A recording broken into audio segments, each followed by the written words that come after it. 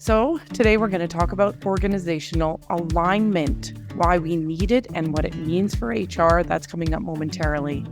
And here we are on the HR Hub podcast with me, Andrea Adams. Keep listening to learn about this and anything related to HR. You can also find me on YouTube. Today, my guest is Britni Eisenman. Britni is the founding principal of Stoke Fire. She has a very unusual HR background, if I do say so myself, and I've interviewed a whole number of people now, but it does give her an original perspective, which we discussed a little bit last time. But in brief, she started out in social work and ended up advising CEOs on business strategy and organization development. Hi, Britni. How are you? Great to be here. Doing well. Thank you. All right. We introduced you more thoroughly last time. I'm not going to do that again this time. Can you talk about organizational alignment? What is it? Yes. So your ability to handle what comes at your organization depends on a few things. Part of that is who you are. So the beliefs, your mission, your values, the core of who you are despite what you do. And then the environment that you're operating in. So, for example, all of us were in the environment of a pandemic a year or so ago. Then also where you're headed. So this is the ultimate goal of your organization, which essentially is your mission, your ultimate mission achievement. What is that? So because of those three things, who you are, the environment that you're operating in right now, and your mission, where you are headed, we talk about organizations as a bridge. So you're the bridge to that mission, and your bridge may need to handle a whole lot. So a large organization would be like this, what is it? The Golden Gate Bridge? Yeah. They handle like a hurricane, plus icy conditions, plus an earthquake, plus a traffic jam with, heaven forbid, tons of full cement trucks. That big organization needs to be able to handle all of that. Or if you're just a startup and you have 3 people in your organization, you're more like a string or a swing bridge across a creek. You need to be able to handle a little bit, and you'll build more ability to handle more as you go further along. One way to measure your ability to handle the things that your environment's going to throw at you is to not just consider your values and your messages and your actions being good at the thing you do, but how those overlap. So how the things that you say and the things that you do overlap. How the things that you do and your organizational values that you say you have, how those align. Are all of your behaviors, all the things you're doing absolutely in line with your values? And then is everything you're saying aligned with what you're doing and also with your organizational values? Each of those overlaps are measurable, but all three, when they're in full alignment, that's what we at Stoke Fire call structural integrity. You're not just resilient. You don't just have traction to go fast in one direction. You're not just sustainable. You're able to handle whatever the heck storm comes your way, even storms and pressures that are flipping over your competitors, because you're in total alignment. You've woven your values into absolutely everything you do, and you can't be taken down because of that. So when I talk about organizational alignment, I'm talking about those 3 elements: your mission and values, the communications function of your organization, and being really good at what you do. Those 3 things being fully aligned. That's where the strength comes from in your organization. Okay. So most organizations, maybe not most, but a lot, they go through the exercise of identifying their vision, their mission, their values. You've talked about this. Is it critical to have those things super well identified? Once you're big enough that you know that you're onto something, it's important to get these established. But if you're a startup just doing market research and trying to figure out, okay, this thing that I'm bringing out into the world, is it even needed? What's the competition? What are people willing to pay for it? At what stage are they? When you're exploring all that and you don't know for sure that this is something that the world needs, then there's not so much your need for your mission, vision, and values. You don't need to so much be focused on structural integrity at all, really. You just need to find out, do I have a thing here? But once you get to the point where you have a revenue stream, you're a going concern, you absolutely have proven out through the market that there's a need for this, then yeah, you need to know where you're headed, what you're doing, what good you want to be doing out in the world, what will be changed when you ultimately achieve your mission. And you need to understand your values, why you have those values, and if they can get you to your mission. There are thousands of choices when it comes to having values, and all values have the ability to get you somewhere. That doesn't mean they can get you to your mission. So you need to be able to measure that. Is this the right value for our organization to get us to our mission right now? Well, that is a big question. Once they've identified the values that are near and dear to their heart, how do you make sure that they're well connected to them, to achieving the mission? Yeah, so I think of these like legacy values. So often the founder, these were things that were very close to their heart. And so they built an organization where it also reflects their heart. And so we have these values that are very good mirror, essentially, of who we want to be. But like I said, we need to know that they can take us where we want to go. So most of the organizations that pull us in aren't looking to establish their values. They want to, what we call, load test their values. The words that we have that we're calling our organizational values, can they get us to this mission, which is also a set of words that means a lot to us and is the good that we want to do in the world. So in Stoke Fire, we form a workshop around this with a few top executives, usually between 5 and 7. And we take essentially their values through a series of filters. It is not a fun experience. But by the end, you see every single one of your values, all of its strengths, where it can get you, and all of the boundaries it creates. So something we don't talk about is that values are limiters. I'll give you an example. If I'm a manufacturer and I have quality as one of my values, and when I drill down and I talk about that value, I mean quality of product. That's what I'm talking about. I cannot send anything out my door with any defects or any weaknesses that I'm aware of. Because I said my value is quality. And the moment I go against that value, I'm pulling out of structural integrity. Because it doesn't matter that I said that it's a value as soon as my behavior is against it. Now, sometimes we're going to have wobbles, that something's going to happen you aren't aware or you couldn't do anything about it. That's fine as long as you come back to centering on your behaviors and what you say aligns with your values. But if you say something, you have to act within it and not outside of it. How do you know when an organization has actually landed on their true values, the ones that are going to help them achieve their mission? Yeah, the clearest way they can do is load test the values. So essentially ask a series of questions and have them answer and see how far the value can get through that filter set. On their own, without doing that, you need to decide, step one, what does this word mean to people? Because if we start there, and this word, quality, means something different to, let's say, our 3 groups of employees. Let's say we have the hourly employees that are, on the floor. We have our professional supervisors, and then we have the office staff. If they all understand quality is different, then that is a problem that I have to correct then.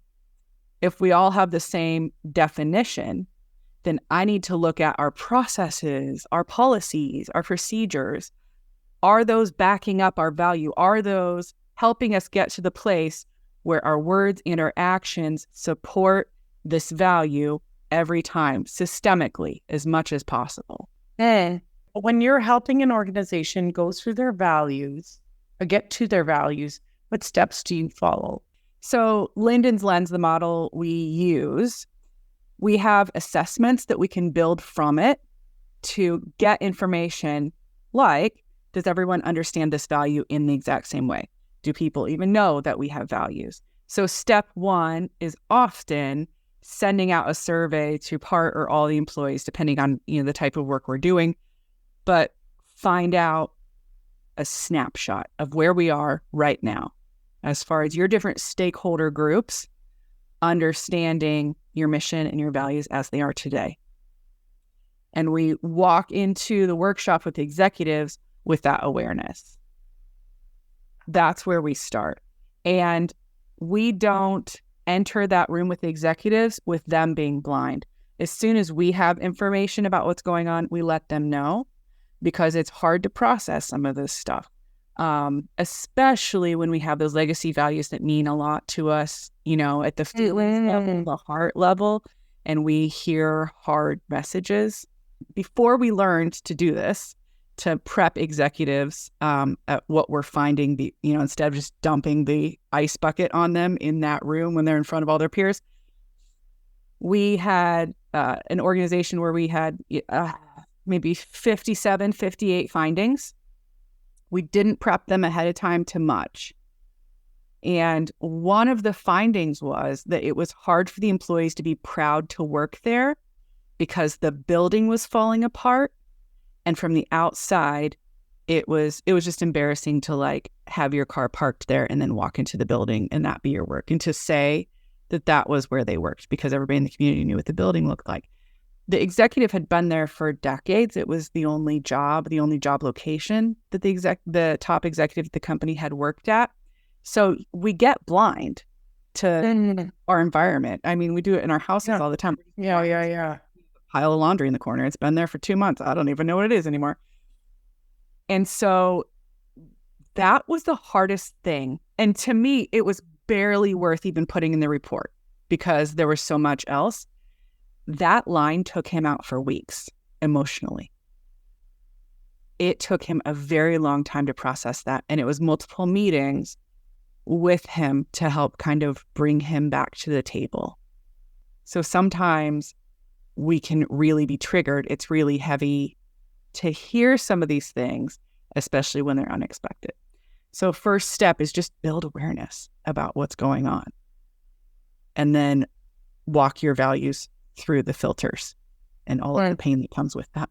So I can't help but be curious about these filters you're talking about. Can you give an example? Yes. So step one, what does this word mean? Let's say dependability is a value of my organization.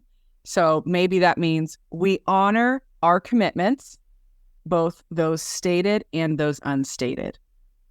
Let's say that's what the executive team believes it means. Now, I've done the assessment with, different stakeholder groups, employees, ex-employees, community, whatever. I will be able to pull in what it means to everyone else, or the 70 definitions that I got. And we'll be able to see, okay, does everyone understand this the same, roughly the same, or not? If not, this is a problem we need to address if we're going to keep this. Another filter would be, why does this value matter to us? And like I've been referencing, it has to be more than just it means a lot to us. It reflects the founder's heart if we want to get to our mission. So again, I'll use dependability as an example.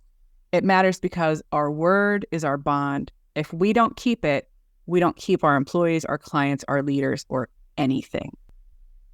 So if dependability is my value, that's why it matters, is because our words matter. That's essentially what we're saying. Let's see. I will give you one more example. Yeah, maybe just one more because yeah. Another one would be what would happen essentially if we don't have this as a value. So if we don't have dependability as a value, without it, we don't deliver. It'll take a while, but people will realize that we don't do what we say we'll do, and we will lose them. So without dependability, that's what happens to our organization. We have a series of a bunch, which, we've gained. There's math and science between all the overlaps that we use. But we've also looked at, hundreds of organizations through Stoke Fire's lifespan And we have pulled in from that expertise as well. That's where these filters come from. So not only validated in the research, but validated out in workplaces as well. Like these workshops you do with executives, do they get wording fatigue? I do hear, sometimes clients say like, we're just going to, talk about words and we're going to, and we're going to spend hours agonizing over the right word, and it isn't that valuable. What are your thoughts? Yeah, Stoke Fire tends to attract visionary leaders that come to us to help to solve problems. We aren't very good at focusing on the things that maybe would just make you look good or feel good.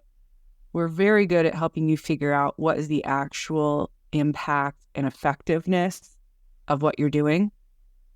So for visionaries that have a huge mission that they want to go after, or they have this deep problem they absolutely want to uproot from their community, they pretty quickly get invested in our process because we're not going anywhere but there.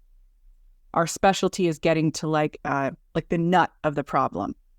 We think we know what's causing our problems, especially in HR, because we see things over and over. We can decide, okay, I know why that's happening. It's because X, Y, or Z. But with Stoke Fire, we get underneath all of the obvious or intuitive conclusions, and we get to what's actually happening so that you can actually solve problems. And there are clients that came to Stoke Fire in like the early aughts that still use our work in their organizations today, even though pretty much everyone is different. The employees are different, or they may even be doing different things. But because we got to the truth, and they can still depend on those findings. Then what? You get your mission, you have a clear mission, you have clear values, does that mean you are now aligned, or what are the next steps towards alignment? Yeah, so for this process, then it's putting behavior behind what the heck you just said that you were going to do. So policies, procedures, programmatic. You start working through that, and you don't have to do it right away. It's a long process for long-term results. But yeah, start with your policies and procedures, but work through all of the policies and procedures you have today and see, all right, these are our values. This is our mission. This is our vision for the next 5 years. Does this absolutely support that or not? All right. We've hardly talked about HR at all. Really, we haven't. What is HR's role in all of this? HR is going to see misalignments often before anyone else does. Absolutely before the executive team does. When we're talking about organizational misalignment, I absolutely think about HR as the canary in the coal mine. Whether they're aware or they're not, and I hope more and more HR are aware of the power that they have with this, but they're seeing the effect of misalignment well before that effect makes its way upwards. So essentially into the numbers so that executives see it too. So when HR is not only at the table, but involved in setting strategy, involved in weighing out the values, then they can interpret right away when they're seeing something in the workforce, they can follow that thread back to what is the misalignment. Because if we're acting and speaking in our values, there won't be misalignments, so you're not going to have the negative impacts of those. So much to think about. Okay, final question. You can probably almost see the wheels turning in my head. Anyway, where can someone learn more about all of this? What would you suggest? Stokefire.com. We talk about our assessment and the different ways that we can customize it.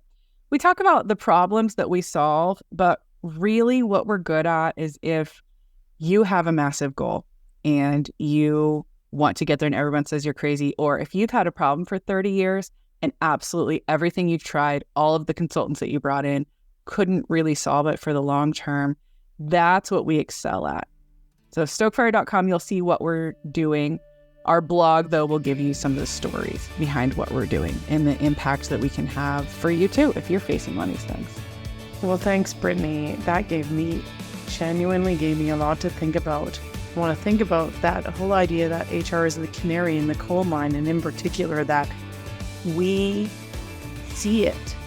And if you're seeing it, and when I'm seeing it, that isn't something to ignore if you can.